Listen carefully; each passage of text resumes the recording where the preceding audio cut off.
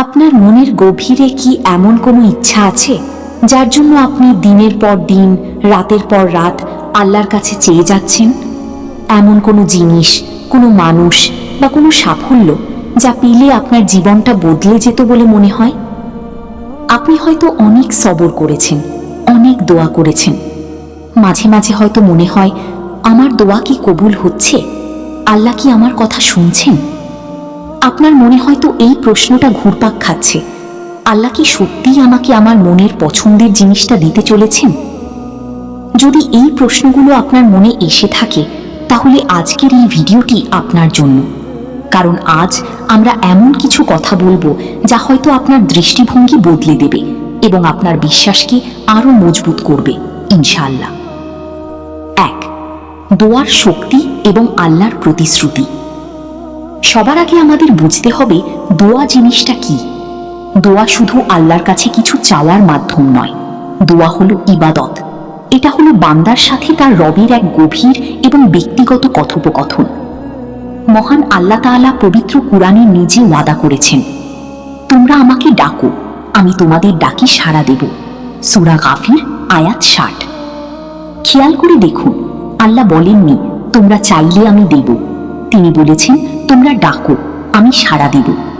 এর মানে হলো আপনার প্রতিটি ডাক, প্রতিটি চোখের জল, প্রতিটি আকুতি তার কাছে পৌঁছায় এবং তিনি তার উত্তর দেন। কোনো দোয়াই বৃথা যায় না। কিন্তু আমরা হতাশ হয়ে যাই, কারণ আমরা ভাবি সাড়া দেওয়া মানে হলো ঠিক যা চেয়েছি সেটাই সাথে সাথে পেয়ে যাওয়া। কিন্তু আল্লাহর সাড়া দেওয়ার পদ্ধতি আমাদের কল্পনার চেয়েও অনেক বেশি সুন্দর এবং প্রজ্ঞাময়। সবর, ধৈর্য, দুটি শক্তিশালী চাবি। তাহলে এখন প্রশ্ন হলো, অপেক্ষার এই সময়টাতে আমাদের কি করা উচিত? উত্তর হলো দুটি জিনিস, সবর এবং শুকর। সবর বা ধৈর্য মানে হাত পা গুটিয়ে বসে থাকা নয়। সবর মানে হলো আল্লাহর সিদ্ধান্তের উপর পূর্ণ আস্থা রেখে নিজের চেষ্টা চালিয়ে যাওয়া। এটা বিশ্বাস করা যে আল্লাহ যা করবেন আমার ভালোর জন্যই করবেন এবং তার সময়জ্ঞানী সবচেয়ে নিখুঁত। বৃষ্টি যখন হয়, আমরা যেমন অধৈর্য না হয়ে তার জন্য অপেক্ষা করি, ঠিক তেমনি আল্লাহর রহমতের জন্য ধৈর্যের সাথে অপেক্ষা করাটাই হলো ইবাদত। এর সাথে প্রয়োজন সবর বা কৃতজ্ঞতা। আমরা যা চাই সেটার পেছনে ছুটতে গিয়ে প্রায়ই ভুলে যাই যে আল্লাহ আমাদের ইতিমধ্যেই কত কিছু দিয়েছেন। আপনার সুস্থতা, আপনার পরিবার, আপনার মাথার উপরের ছাদ, আপনার প্রতিটি নিঃশ্বাস, এগুলো সবই আল্লাহর নিয়ামত।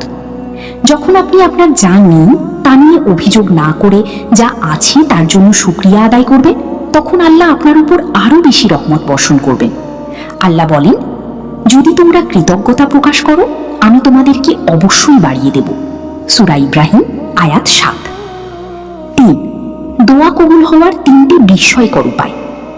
আমাদের প্রিয় নবী হযরত মুহাম্মদ সাল্লাল্লাহু আলাইহি ওয়াসাল্লাম আমাদের শিখিয়েছেন যে আল্লাহ বান্দার দোয়ার জবাব 3টি উপায়ের যে কোনো একটিতে দেন। এই 3টি উপায় বুঝতে পারলে আপনার মনের সব হতাশা দূর হয়ে যাবে। প্রথম উপায়, আপনি যা চেয়েছেন আল্লাহ ঠিক তাই আপনাকে দান করেন, কারণ তিনি জানেন ওই জিনিসটি আপনার জন্য সঠিক সময়ে সঠিক উপায়ে কল্যাণকর। এটা হলো দোয়ার সবচেয়ে সরাসরি উত্তর।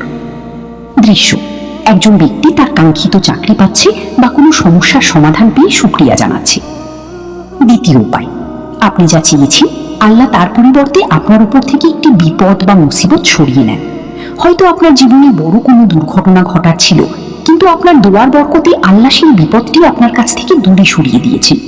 আপনি হয়তো জানতেও পারলেন না যে আপনার চাওয়া জিনিসটির চেয়ে কত বড় একটি রহমত আপনি লাভ করেছেন। তৃতীয় উপায়, আল্লাহ আপনার চাওয়া জিনিসটি আপনাকে দুনিয়াতে দেন না, কারণ তিনি জানেন ওই জিনিসটি পেলে হয়তো আপনার ক্ষতি হতো বা আপনি অহংকারী হয়ে যেতেন। এর পরিবর্তে তিনি আপনার দোয়ার প্রতিদানকে আখিরাতের জন্য জমা করে রাখেন। কিয়ামতের দিন যখন আপনি দেখবেন আপনার ছোট ছোট দোয়ার বিনিময়ে আল্লাহ আপনাকে কত বিশাল পুরস্কার দিচ্ছেন, তখন আপনি আফসোস করে বলবেন, ইস, আমার কোনো দোয়াই যদি দুনিয়াতে কবুল না হতো। দেখুন, আল্লাহর পরিকল্পনা কত নিখুঁত। তিনি হয় আপনাকে আপনার পছন্দের জিনিস দেন, নয়তো তার চেয়েও উত্তম কিছু দেন, অথবা আপনার জন্য পরকালে চিরস্থায়ী পুরস্কার জমা রাখেন। কোনো অবস্থাতেই আপনি খালি হাতে ফেরেন না। 4. আল্লাহ কি আপনাকে পরীক্ষা করছেন? কখনো কখনো আল্লাহ আমাদেরকে কিছু না দিয়ে পরীক্ষা করেন। তিনি দেখতে চান আমার এই বান্দা কি শুধু নিয়ামত পেলেই আমাকে ভালোবাসে, নাকি কঠিন অবস্থাতেও আমার উপর ভরসা রাখে। হতে পারে আপনার মনের পছন্দের জিনিসটি পেতে দেরি হচ্ছে, কারণ এই অপেক্ষার মাধ্যমে আল্লাহ আপনাকে আরো শক্তিশালী করছেন, আপনাকে আরো বিনয়ী করছেন, আপনাকে তার আরো নিকটবর্তী করছেন। এই অপেক্ষার সময়টা হলো আপনার জন্য আধ্যাত্মিক উন্নতির সময়। এই সময় করা প্রতিটি সিজদা, প্রতিটি চোখের জল আপনাকে আল্লাহর এত কাছে নিয়ে যায়, যা হয়তো ওই জিনিসটা পাওয়ার পরেও আপনি অনুভব করতেন না। সুতরাং জিনিসটা পাওয়াই আসল সাফল্য নয়, বরং এই যাত্রাপথে আল্লাহর উপর বিশ্বাস অটুট রাখাটাই হলো সবচেয়ে বড় সাফল্য। 4, আপনার জন্য আল্লাহর পরিকল্পনা সেরা।